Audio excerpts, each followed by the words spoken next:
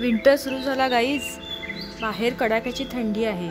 बाहेर काय घरीसुद्धा सगळी दारं खिडक्या बंद करून बसलं तरी थंडीही वाजतीच आहे. अशाच या थंडीच्या दिवसांमध्ये हळीव आवर्जून खावेत. याला हलीम सीड्स किंवा अळीव असं सुद्धा म्हणतात.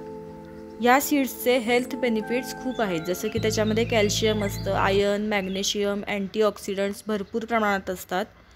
या हळीवाची खीर किंवा त्याचे लाडू बनवले जातात. तर आज मी हळीवाचे लाडू बनवणार आहे. चला मग बघूया कसे बनवायचे हळीवाचे लाडू.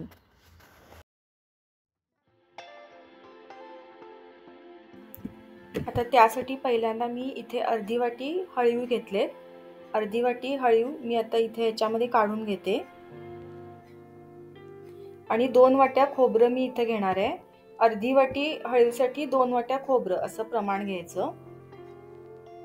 आणि आता थोडासा पाण्याचा त्याच्यामध्ये मी हक्का मारते. नारळाचं पाणी असेल तर बेटर. माझ्याकडे नारळाचं पाणी नव्हतं, त्यामुळे मी नॉर्मल पाणीच वापरलंय. आणि आता हे सगळं मी व्यवस्थित मिक्स करून घेणार आहे. हे छानपैकी असं मिक्स करून घ्यायचं.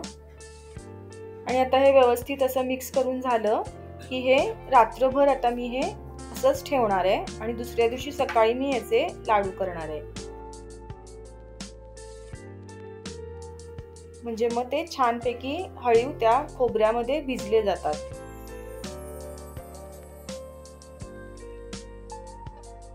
आता तुम्ही बघू शकता दुसऱ्या दिवशी सकाळी आता मी हे काढलंय.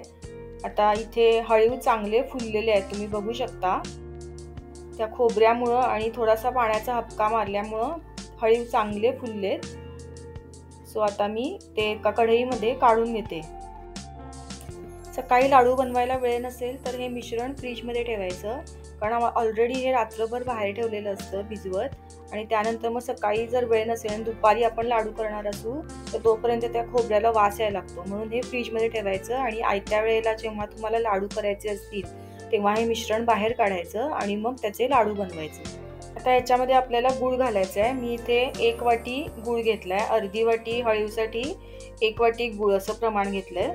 मला थोडेसे कमी गोड हवे होते म्हणून मी 1 वाटी गूळ घेतलाय. तुम्हाला जर जास्त गोड हवे असतील तर मग 1 वाटी ऐवजी 1.5 वाटी गूळ जरी घेतला तरी चालू शकतं. आता मी हे शिजवून घेणार आहे. मंद आचेवर आपल्याला हे शिजवून घ्यायचंय चांगलं. गुळामध्ये ते चांगलं शिजलं पाहिजे. तर आता मी हळूहळू हे व्यवस्थित एकसारखं मिक्स करून घेते. जसं जसा तो गूळ मेल्ट होईल तसं तसं त्याचा कलर थोडा चेंज होतो. कंटिन्युअस हे असं हलवत राहायचं, नाहीतर मग खाली लागण्याची शक्यता असते. हे व्यवस्थित असं मिक्स झालेलं आहे गुळामध्ये.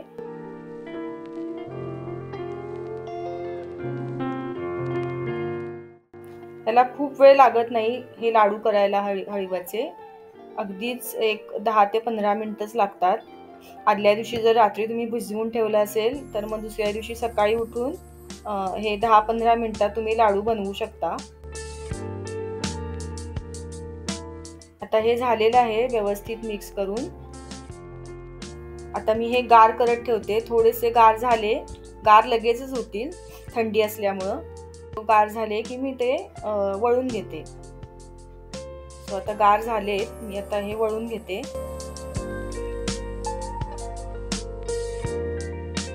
वळून घ्यायला सुद्धा अगदी सोपे आहेत. अगदी एका हातानं सुद्धा तुम्ही ते वळू शकता. आणि खूप जास्त दाबायचे नाहीत. सहज दाबून सुद्धा ते, सहज वळून सुद्धा ते लाडू छानपैकी तयार होतात. तर अशा पद्धतीनं मी सगळे हे लाडू तयार करून घेते, वळून घेते. तर बघू शकता तुम्ही छान असे हे लाडू आता आपले रेडी झालेत. आता मी बाकीचे करून घेते. हे लाडू झाले की फ्रीजमध्ये ठेवायचे, म्हणजे ते 4 ते 5 दिवस तरी नक्की टिकतात. बाहेर ठेवले तर ते खराब होतात. त्याच्यामध्ये ओलं खोबरं वापरतो आपण, त्याच्यामुळे ते लगेच खराब होण्याची शक्यता असते. फ्रीजमध्ये ठेवले तर खराब होत नाहीत. जेव्हा खायचा असेल तेव्हा तो बाहेर काढायचा फ्रीजमधून आणि नॉर्मल टेम्परेचरला आला की तुम्ही खाऊ शकता. एकदा नक्की करून बघा.